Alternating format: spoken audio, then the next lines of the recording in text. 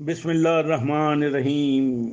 ईद मुबारक तमाम सुनने वाले देखने वाले, जहाँ जहाँ तक ये पैगाम जाए सबको मेरी तरफ से और मेरे अजीज़ व अकारिब की तरफ से और मेरे बहन भाइयों की तरफ से और मेरे फैमिली मेम्बर इमीडिएट जो मेरे 2 बेटे हैं और एक बेगम है उनकी तरफ से। वालदैन ऊपर जा चुके हैं, अल्लाह ताला उनको जन्नतुल फिरदौस में जगह दे। याद आते हैं जब ऐसे त्यौहार आते हैं। वालदैन एक ज़माना था कि तमाम बच्चे दुनिया के किसी कोने में हों। हम मॉडल टाउन में थे, जिस घर में सारी ज़्यादतियाँ भी हुई, लेकिन जब तक वालदैन ज़िंदा थे और जब तक वालदैन उस घर में रहे, जब तक ये कब्ज़ा माफिया ने फिज़िकली हमें बेबस नहीं कर दिया और हमें वो घर छोड़ना नहीं पड़ा, तब तक मुझे याद है कि मेरे बड़े भाई फ़ौज में चले गए, लेकिन ईद को छुट्टी लेके कोशिश करते थे कि ईद वालदैन के साथ की जाए। ऐसे ही सैयद हक जावेद, इनका इंतकाल हुआ हाल ही में। वो होइक्स फार्मास्यूटिकल में कराची पोस्टिंग थी, कहीं और पोस्टिंग थी, पिंडी पोस्टिंग थी, लेकिन ईद वालदैन की मौजूदगी में वहाँ आते थे क्योंकि वालदैन का घर था। वालदैन का घर का कोई एनिमल बदल नहीं, लेकिन आज की दुनिया में बच्चे मजहबी रंग में इस तरह रंगे गए हैं कि ईद वाले दिन भी कोशिश उनकी होती है कि वालदैन को भूल जाएं। मैं किसी के बच्चों का बयान नहीं दे रहा, मैं अपने हर एक को अपना बच्चा समझता हूँ। और ये भी ना समझें कि हर बयान मैं अपने बच्चों के मतलब दे रहा हूँ। बीच में मेरे इशारे अपने बच्चों की तरफ, हकीकी बच्चों की तरफ भी होते हैं। और तमाम दुनिया को अगर मैं अपना बच्चा समझता हूँ तो समझाने के लिए बात कर रहा हूँ, किसी की तौहीन के लिए या अपने ख़ानदान की तौहीन के लिए। जब मैं बीवी का नाम लूँ तो इसका ये मतलब नहीं है कि 100% वो वाक़या मेरी बीवी से रिलेट करता है। और ये भी हो सकता है कि कोई बात मेरी बीवी से रिलेट करती हो और मैं समझाने के लिए बगैर पर्दा उठाए आपसे बात करूं। हर एक का बात करने का अंदाज़ है, मेरा अपना है।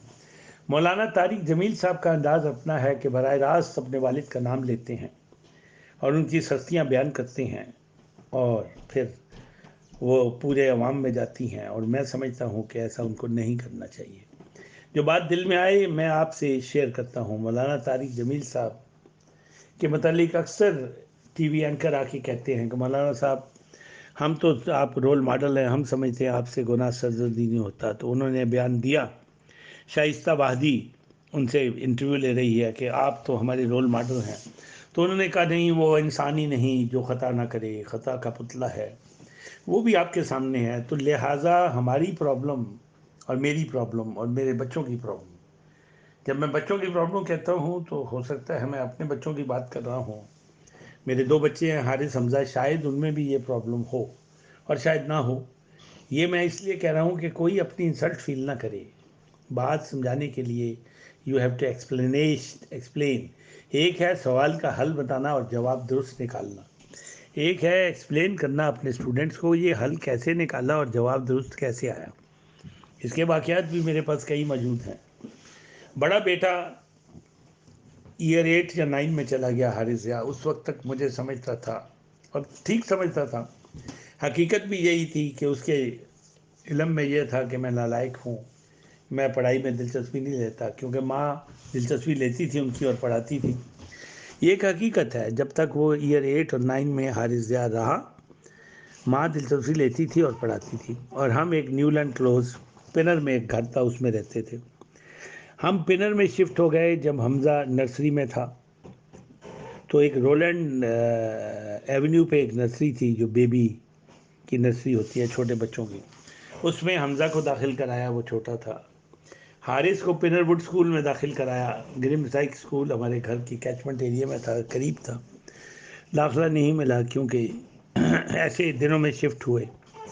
तो फिर जब वक्त आया हमज़ा को दाखिला मिलने का, तो कैचमेंट एरिया की वजह से ग्रिम साइक में दाखिला मिल गया। तो हारिस पिनरवुड स्कूल में जाता था, हमज़ा ग्रिम साइक में जाता था, which was only 5 minute distance from my house. ये चीज़ें रिकॉर्ड पे ला रहा हूँ, लोगों से शेयर कर रहा हूँ कि बच्चे किस किस जगह से वालदैन को गुजारते हैं और फिर वालदैन किस किस जगह से गुजर के इस मंजिल पे पहुँचते हैं। Hamza was in KG, he was in nursery at Roland avenue which is in Pinner hatch end. जानते हैं लोकल लोग। एरिया का नाम ले रहा हूँ। बैप्टिस्ट स्कूल था, इधर चर्च था, वहाँ पे शायद ये नर्सरी थी। और ये नर्सरियाँ जो हैं बच्चों की, ये जैसे मस्जिदों में मदरसे बनते हैं, यहाँ पे बच्चों की नर्सरियाँ बन जाती हैं और मुसलमानों के बच्चे भी वहीं जाते हैं। और कई जगह पे मुसलमानों के बच्चे शायद मुसलमानों की नर्सरी में बन चुकी हों। हारिस जब पैदा हुआ 93 94 में, तो Harrow Baptist church Harrow on the hill पे जाता था। वहाँ मेरी किन से मुलाकात हुई वो भी शेयर करूँगा, और यहाँ किन से मुलाकात हुई वो भी शेयर करूँगा। हमज़ा की वजह से किन किन से मुलाकात हुई और हारिस की वजह से किन किन से मुलाकात हुई वो भी शेयर करूँगा, ताकि वाक़यात को तसलसल से बयान किया जाए और रिकॉर्ड में रहें। लोग मुझे कहते हैं कि अपनी कहानी लिखो, अपनी दास्तान लिखो। मैंने शुरू की मेरी कहानी मेरी ज़बानी।